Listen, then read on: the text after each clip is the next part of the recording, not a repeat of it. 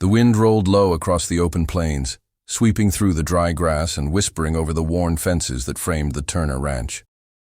The sun hung heavy, bleeding gold into the horizon as a wagon rattled its way up the dirt path. In the back sat a girl with her head bowed, her hands folded tightly in her lap.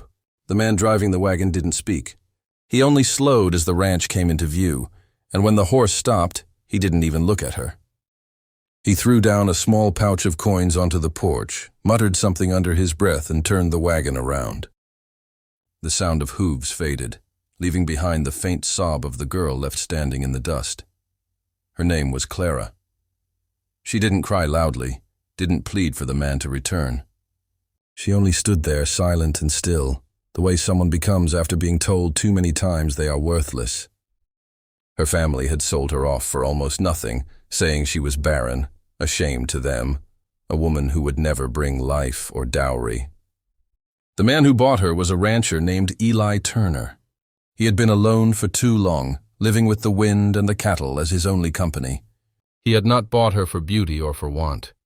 He bought her because she had nowhere left to go, and something about her eyes, hollow yet proud, stirred something in him that had been quiet for years. Eli stepped out from the porch, boots crunching in the dust, his shadow long in the fading light. Clara didn't look up. He told her to come inside, though his voice was low and rough like the earth itself. She followed, her thin shoes scuffing the wooden floor. Inside the cabin, the scent of smoke and old pine filled the air. He poured water from a jug, slid it toward her, and left a piece of bread on the table. She hesitated, then ate slowly, her hands trembling slightly. He didn't ask questions, not yet. There was time for that later. For now, the silence between them was enough. The first night, she slept by the fire, curled up on a rug with her shawl wrapped tight. Eli stayed in his chair, watching the embers fade.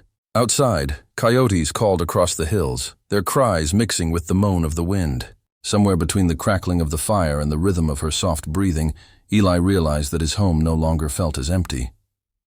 When dawn came, he found her already outside, carrying water from the well, her sleeves rolled up, her hair loose and damp from morning mist.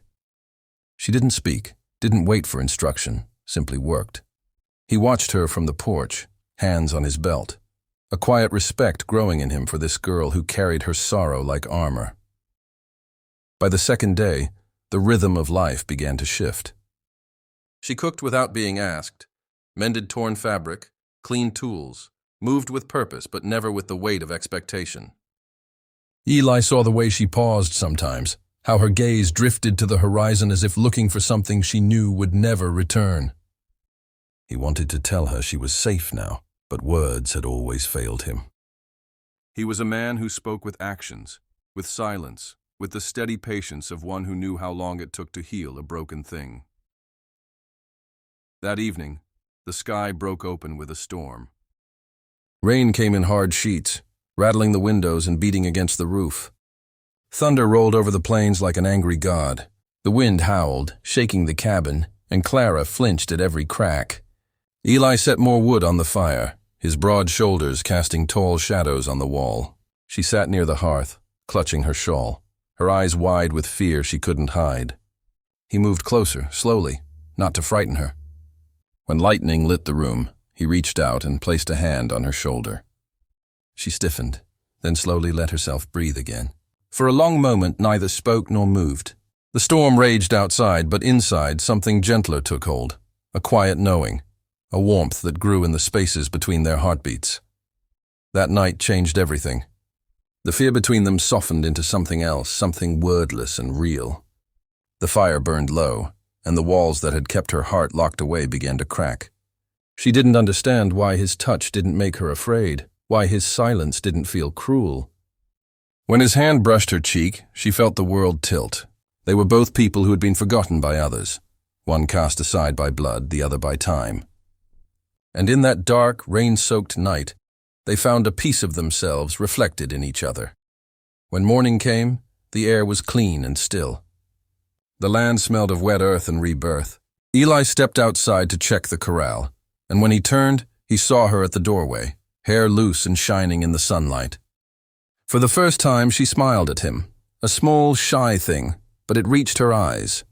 He smiled back, though only slightly, the kind of man who didn't know how to show too much all at once. By the third day, the ranch felt different. The silence wasn't heavy anymore.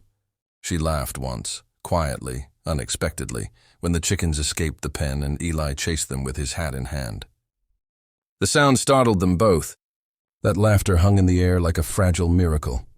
He found himself watching her from a distance, memorizing the way she moved, the way her hands brushed against the fence posts, the way the sunlight kissed her skin.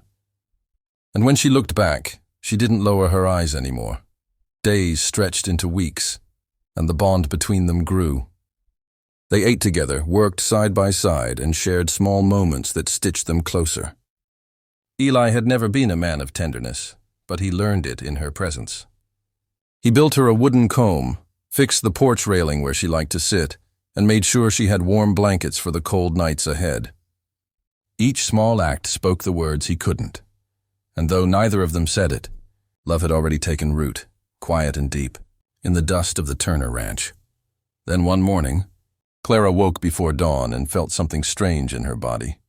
She sat by the fire, her hands resting against her stomach, the realization dawning slowly, unbelieving. Her breath came quick, her eyes filled with tears. When Eli found her, she couldn't speak. She just took his hand and placed it over her belly. It took him a moment to understand. Then he froze. The woman they had called barren, the woman her family sold off in shame, was carrying his child. He pulled her close, his arms around her as if the world might try to steal her away again. She cried into his chest, the sound raw and trembling, and he held her until the sun rose. The light poured through the window, painting the room gold, and in that light, they both felt something holy, not the miracle of life itself, but the miracle of love that had defied every cruel thing the world had told them. Months passed, and Clara's belly grew round with promise. She hummed while she worked, her face softer now, her laughter fuller. Eli took care of her the way he took care of his land, with patience, with pride, with the quiet understanding that the best things in life cannot be forced, only nurtured. Neighbors who came by noticed the change in him, how the once lonely rancher now smiled when he spoke her name. Rumors spread, as they always did, about the girl who had been sold for being barren, and the man who'd made her a mother. Some called it luck, some called it grace. Eli didn't care what anyone called it. He only knew it was love. When the time came, the night was long. The wind howled again, as if remembering that first storm. Clara clung to his hand, sweat and tears mingling as she brought new life into the world. The moment the cry of their child filled the cabin, Eli dropped to his knees beside her. A boy, small but strong, his fists clenched tight. Clara held him close, her body trembling with relief and joy. Eli's eyes burned, though he said nothing. His rough hands touched the child's cheek, then her face. The world outside could crumble, but nothing could touch what they had now. Years passed, and the ranch flourished. The boy grew strong, running through the fields, chasing calves, his laughter echoing through the open air. Clara sat on the porch each evening, her son in her lap, watching Eli fix fences or lead horses to water. Sometimes, when the sun dipped low and the sky turned amber, she'd remember the day she arrived, broken and unwanted. That memory no longer hurt. It was proof of how far she had come, of the love that had rewritten her fate. People still whispered stories about them, the barren girl who gave birth, the quiet rancher who changed her life. But those stories didn't matter. What mattered was the warmth of the fire each night, the sound of her child's laughter, and the steady heartbeat of the man who had chosen her not out of pity, but out of something far deeper. In his arms she had found not rescue but belonging. In his love, she had found herself again.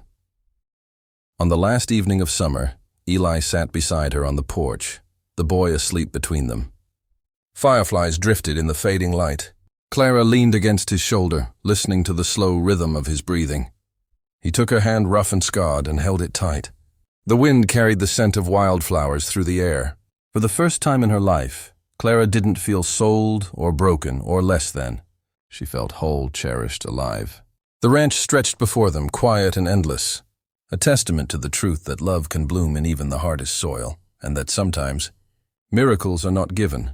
They are built by hands that choose to hold on.